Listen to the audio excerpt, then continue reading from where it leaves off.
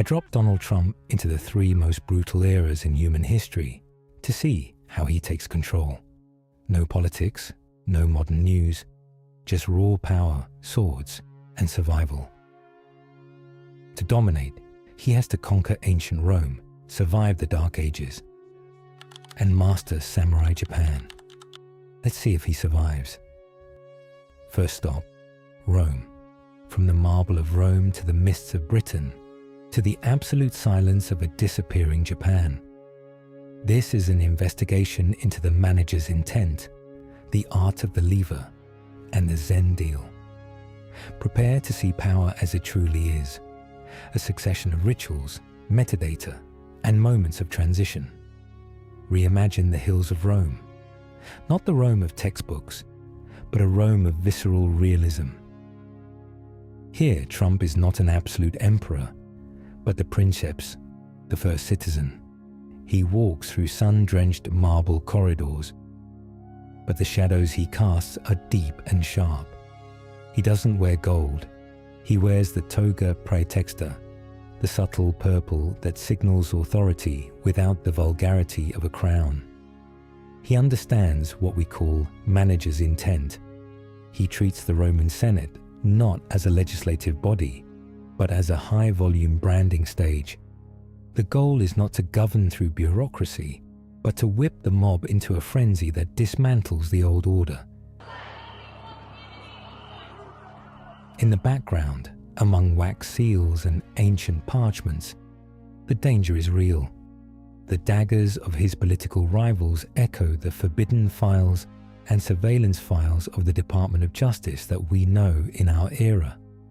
He knows that information is the true foundation stone. Each wax seal he breaks is an act of war against the status quo. In Rome, as today, his mark is the very infrastructure of reality. The warm light of Rome gives way to the damp grey of 5th century Britain. Here, marble is replaced by Manhattan granite. A stone displaced in time, where a sword is deeply buried. Donald Trump emerges not as a fairy tale knight, but as a figure of heavy iron and raw wool. This is the Arthurian chronicle devoid of magic, focused purely on the transaction of unity. The myth says the sword requires divine selection. The reality of the unseen suggests something different, the art of the lever. Trump doesn't pull the blade because he is the chosen one. He pulls it because he understands the physics of geopolitical power. He looks at the sword and sees an equation. Power equals leverage times momentum. Around his round table, which functions more like a high-risk meeting room, he doesn't seek blind loyalty. He seeks agreement. He transforms proud nobles and misfit thugs into a unified force through the gravity of his personality and his street smarts. He proves that unity is born not from virtue, but from transactional necessity. Finally, we descend to Edo-era Japan. A world of minimalism and rhythmic rituals. Here, Trump inhabits the identity contrast. He is the daimyo who masters the invisible light of the senpai-kohai dynamic, the master and the apprentice. In a tea house where time seems to stand still, he treats his generals with a dignity of eye contact that tradition often ignores. He navigates an era of perceived scarcity with the art of the Zen deal.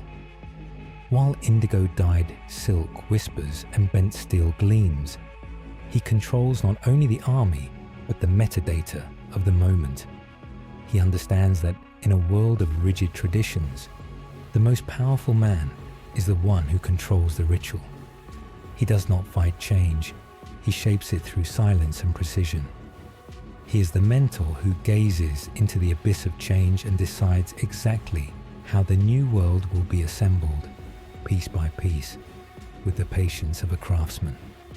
3 eras, 3 masks, 1 single truth. Whether in Rome, Britain or Japan, The archetypal leader understands that history is written by whoever controls the narrative of the moment. He doesn't fight the old system. He controls the ritual.